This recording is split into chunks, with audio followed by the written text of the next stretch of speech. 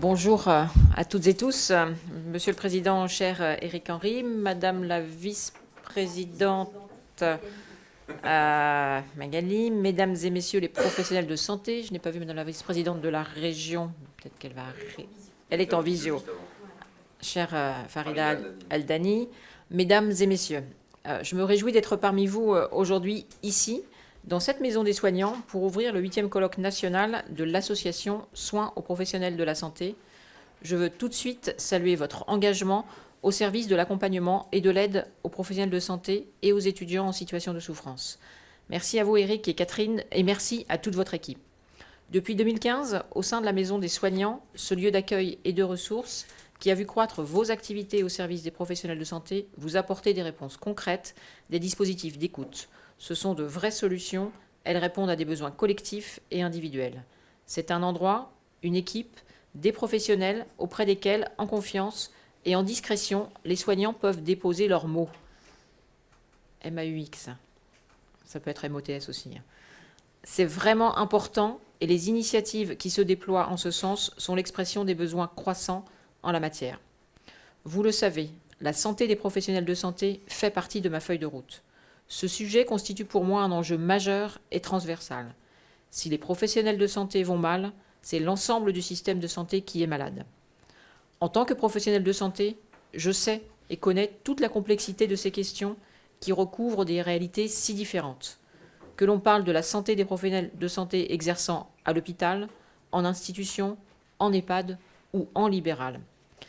Cela commence pour un soignant par s'autoriser à se considérer comme un patient. Or, vous le savez, de nombreux professionnels de santé n'ont pas de médecin traitant, et ce n'est pas parce que l'on est soignant que l'on peut se passer d'un médecin. Les études réalisées sur le sujet de la santé des professionnels de santé, bien qu'hétérogènes et assez peu nombreuses, dénotent toute une exposition spécifique au plan de la santé mentale, physique, voire reproductive des professionnels de santé. Si la situation sanitaire dégradée chez ces professionnels avait été soulignée avant la crise sanitaire, cette dernière a constitué un contexte particulièrement aggravant malgré l'engagement du gouvernement via la mise à disposition d'outils d'information et de prévention contre la Covid-19. Le soutien conséquent apporté au déploiement d'actions comme celle de l'action SPS s'inscrit dans cette démarche. Il faut que nous allions plus loin. Et c'est bien parce que ce sujet est au cœur d'un ensemble de solutions, c'est bien parce que ces professionnels sont essentiels au quotidien des Français qu'il faut que nous apportions des réponses structurelles pour améliorer leur santé. Les professionnels de santé, dans leur ensemble, forment une population hétérogène et potentiellement exposée à des risques sanitaires plus ou moins spécifiques. La connaissance et la reconnaissance de problématiques propres à ces professionnels doivent permettre de mieux prévenir et prendre soin de ceux qui soignent.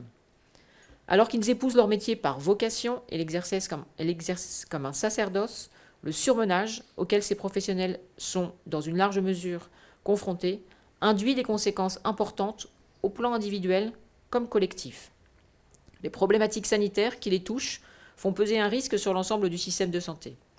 Si l'ensemble des professionnels de santé sont concernés, 2 populations à risque parmi les soignants peuvent plus particulièrement être identifiées: les professionnels de santé et les étudiants en santé. La charge de travail et le déséquilibre entre la vie professionnelle et la vie privée de ces professionnels sont des facteurs jouant sur leur santé psychique, tandis que l'organisation et les conditions de leur travail impactent leur santé physique, avec pour conséquence le sentiment, partagé par un quart des professionnels de santé, d'être en mauvaise santé.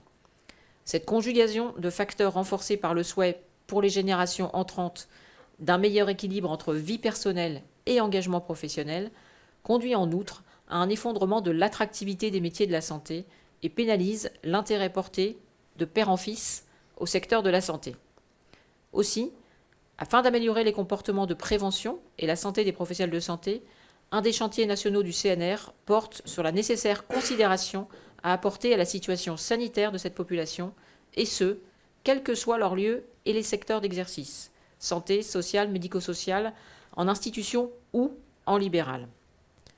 Tout d'abord, il faut que nous sachions précisément de quoi nous parlons. C'est la raison pour laquelle la stratégie d'amélioration de la santé de ces professionnels que nous préfigurons doit prendre appui sur des données robustes. L'association SPS dispose d'éléments à cet égard. Ils seront précieux à la réalisation des travaux qui s'engagent. Et je veux, devant vous tous, aujourd'hui, remercier chaleureusement Éric Henry et Catherine Cornibert pour leur engagement à nos côtés. Je tiens à ce que les réflexions, à ce que nos travaux associent l'ensemble des représentants des soignants. Ces principes de co-construction, vous le savez, ce sont les piliers de la méthode établie pour mener les travaux du CNR Santé. C'est aussi le socle sur lequel reposent les premières briques que nous avons identifiées avec l'adresse et la fondation NEHS-MNH, avec lesquelles nous avons lancé un appel à manifestation d'intérêt sur le volet recherche. C'est dans ce même état d'esprit que j'ai rencontré les fédérations pour partager la trajectoire d'élaboration de cette stratégie d'amélioration de la santé des soignants.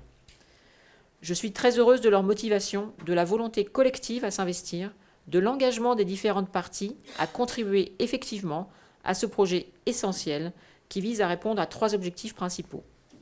Préserver et promouvoir la santé des professionnels de santé et leur capacité de travail. Élaborer une organisation et une culture de travail permettant de développer la santé au travail des professionnels de santé, quel que soit leur lieu d'exercice. Développer une image positive des métiers de la santé et restaurer leur attractivité. La qualité de vie au travail fait écho à cela, bien sûr. Beaucoup de réflexions ont été menées à cet égard. Le Haut Conseil de santé publique a publié en janvier 2020 un dossier spécifiquement consacré à ces enjeux. Les problématiques relatives aux violences commises à l'encontre des professionnels de santé sont également corrélées au sujet de la santé de ces professionnels. Aussi, elles font l'objet de travaux de réflexion spécifiques. Ainsi, nous menons d'une part un combat intense contre les violences, qu'elles soient physiques ou verbales, à l'encontre des professionnels de santé.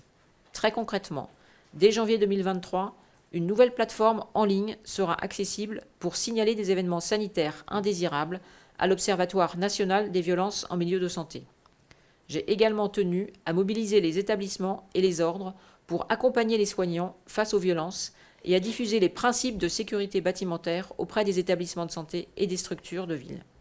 Dans les prochaines semaines, je lancerai une concertation des représentants des établissements publics et privés, des ordres, des ARS, des forces de l'ordre, de la justice, des étudiants, des organisations syndicales, des métiers de la sûreté et de la sécurité incendie, ainsi que des membres de la Conférence nationale de santé, afin d'apporter des réponses aux enjeux de prévention des violences, de formation des soignants à y faire face et d'accompagnement des témoins et des victimes qui alimenteront le plan d'action sur lequel nous travaillons actuellement pour lutter contre les violences faites aux soignants.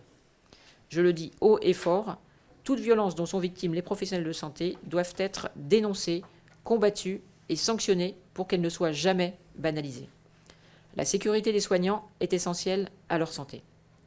Je suis certaine que l'expérience acquise par votre association SPS, notamment en matière d'accompagnement psychologique et de prévention, nous sera très utile.